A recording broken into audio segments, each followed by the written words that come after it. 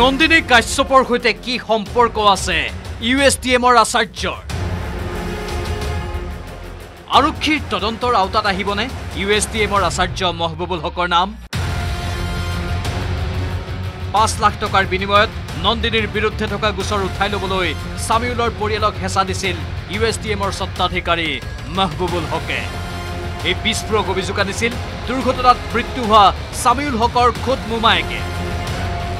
বিশ্বজিৎ দাস নামৰ এজনে মেঘালয়লৈ লৈ গৈছিল সামিউলৰ মোমায়েকৰ উপস্থিতিত মহবুবুল হকে হেনো ফোন কৰিছিল নন্দিনী তিনিটা কিস্তিত 5 লাখ টকা দিয়াৰ কথা কৈছিল মহবুবুল হকে ইউএছটিএমৰ মালিক মহবুবুল হক কোনটাই তাৰ আগত তা কৈ আছিল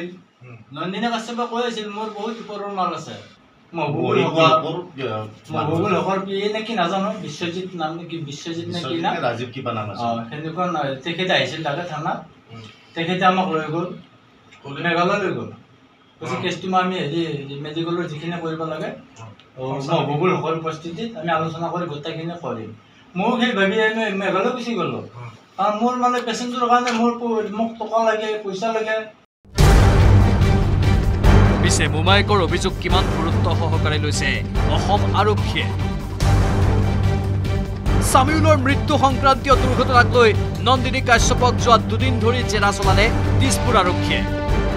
শুকুৰবাৰে নন্দিনীক পুনৰ 5 দিনৰ আৰক্ষী জিম্মাত বিচাৰি CJM আদালতত হাজিৰ কৰোৱালে আৰক্ষীয়ে মহবুবুল হকৰ সৈতে নন্দিনীৰ সংযোগ তথা গোচৰ গাপ দিয়াৰ চক্ৰান্তৰ অভিযোগ সন্দৰ্ভত কি স্পষ্টীকৰণ দিব নন্দিনী পানবজাৰ আৰক্ষী থানাৰ পৰা CJM আদালতলৈ নিয়াৰ পথত নন্দিনীক এই সন্দৰ্ভত সুধিবৰ চেষ্টা কৰোঁতে শুকুৰবাৰে সাংবাদিকৰ ওপৰতে জঁপিয়াই পৰিল নন্দিনীৰ পৰিয়ালৰ ঘেৰণীয়া গুণ্ডা বাহিনীয়ে আনকি বাধা দিলে সাংবাদিকৰ সংবাদ সংগ্ৰহতো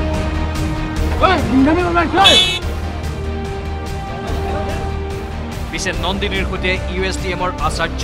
মহবুবুল হকৰ টেলিফোনিক বাৰ্তালাপ চলা সন্দৰ্ভত আৰক্ষীয়ে জেৰা চলাইছেনে নাই সেই সন্দৰ্ভত মৌন হৈ ৰৈছে তদন্তকাৰী আৰক্ষী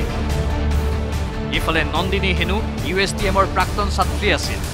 সেইবাবে নন্দিনীৰ হৈ মহবুবুল হকে গোচৰ উঠাই ল'বলৈ বিষয়টোত হস্তক্ষেপ কৰিছিল বুলি এটা সূত্ৰই দাবী কৰিছে নন্দিনী কাশ্যপৰ সৈতে ইউএছটিএমৰ আচাৰ্যৰ সংযোগ প্ৰসংগত শুকুৰবাৰৰ সংবাদমেলত মুখ্যমন্ত্ৰী হিমন্ত বিশ্ব শৰ্মাই প্ৰতিক্ৰিয়া নিৰ্দেশোৱালে যদিও সংৰক্ষিত বনাঞ্চলত নিৰ্মাণ হোৱা ইউএছটিএমক উচ্ছেদ হোৱাক লৈহে সৰব হ'ল মুখ্যমন্ত্ৰীয়ে ক'লে 2 বছৰ পিছত ইউএছটিএমত উচ্ছেদ হোৱাৰ সম্ভাৱনা আছে এতিয়া যিখিনি নতুন খবৰ ওলাইছে সেই খবৰ মতে সেইখন এখন ৰিজাৰ্ভ ফৰেষ্ট আৰু ৰিজাৰ্ভ ফৰেষ্টত তেওঁ এই গোটেই কনষ্ট্ৰাকশ্যনবোৰ কৰিছিল গতিকে 2 বছৰ পিছত যে ইউএছটিএম থাকিব তাৰ গ্যাৰেণ্টি কোনেও ল'ব নোৱাৰে এটোতো মই উচ্ছেদ কৰিব নোৱাৰো মেঘালয়ৰ কথা কিন্তু সুপ্ৰিম কোৰ্টৰ নটিছত অলৰেডি কথাটো গুচি গ'ল ভাস্কৰজ্যোতি শইকীয়াৰ সহযোগত ব্যুৰো ৰিপৰ্ট